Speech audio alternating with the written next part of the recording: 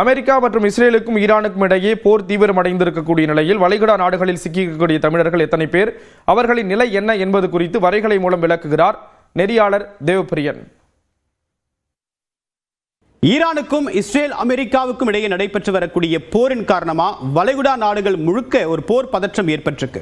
இந்த போர் பதற்றத்தின் காரணமாக அங்க இருக்கக்கூடிய பணிபுரிந்து வரக்கூடிய இந்தியர்களும் தமிழர்களும் மிகப்பெரிய அளவுக்கு பாதிப்புக்குள்ளாயிருக்காங்க. இப்ப ஐக்கிய அரபு அமீரகத்தை பொறுத்த வரைக்கும் ஏறக்குறைய 35 லட்சம் இந்தியர்கள் அங்க பணிபுரிகிறாங்க. இதுல 6.7 லட்சம் தமிழர்கள் அங்க பணிபுரிஞ்சிட்டு இருக்காங்க. அடுத்ததாக பார்க்கும்போது சவுதி அரேபியா இங்க ஒட்டுமொத்தமாக 24 லட்சம் இந்தியர்கள் அங்க பணிபுரிகிறாங்க. அதுல 4.6 லட்சம் பேர் தமிழர்களா இருக்காங்க. கத்தாரை பொறுத்த வரைக்கும் 8.36 லட்சம் இந்தியர்கள் அங்க பணிபுரிகிறாங்க. தமிழர்களை பொறுத்த வரைக்கும் 1.7 லட்சம் தமிழர்கள் அங்க பணிபுரிகிறாங்க. அதாவது இந்த பணி சூழல் அப்படின்றது வெவ்வேறு கட்டமா பார்க்க முடியும்.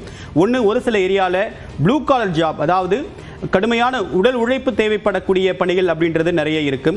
தமிழர்களை பொறுத்த வரைக்கும் அங்கே ஒயிட் காலர் ஜாப்ஸில் அதிக அளவுக்கு இருக்காங்க. அதாவது இன்ஜினியரிங் முடித்தவங்க, ஓரளவுக்கு ஸ்கில்டானவங்க, அந்த மாதிரியான ஆட்கள் தான் இங்கே மற்ற வளைகுடா நாடுகளில் பணிபுரிகிறது வேறுபாடை பார்க்க முடியுது. குவைத்தை பொறுத்த வரைக்கும் ஏறக்குறைய ஒரு 10 லட்சம் இந்தியர்கள் அங்கே பணிபுரிகிறாங்க. அதில் தமிழ்நாட்டினர் ஏறக்குறைய 2 லட்சம் பேர் அப்படின்றது கணக்கீடு சொல்லுது.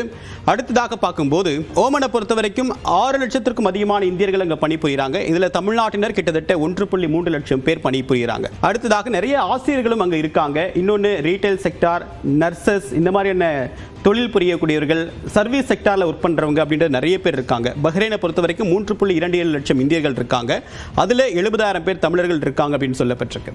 அடுத்ததாக ஈராக்கை பொறுத்த வரைக்கும் கிட்டத்தட்ட 17,000 இந்தியர்கள் இருக்காங்க. தமிழ்நாட்டை சேர்ந்தவர்கள் கிட்டத்தட்ட 3,000 பேர் இருக்காங்க. ஒட்டுமொத்தமாக அமெரிக்காவுக்கு அடுத்தபடியாக அதிக அளவுக்கு வளைகுடா நாடுகளில் தான் இந்தியர்கள் பணிபுரிகிறாங்க. அதில் தமிழ்நாட்டினர் விழுக்காடு எவ்வளவு அப்படின்னு பார்த்தா 19% 20% பேர் தமிழர்களாக இருக்காங்க.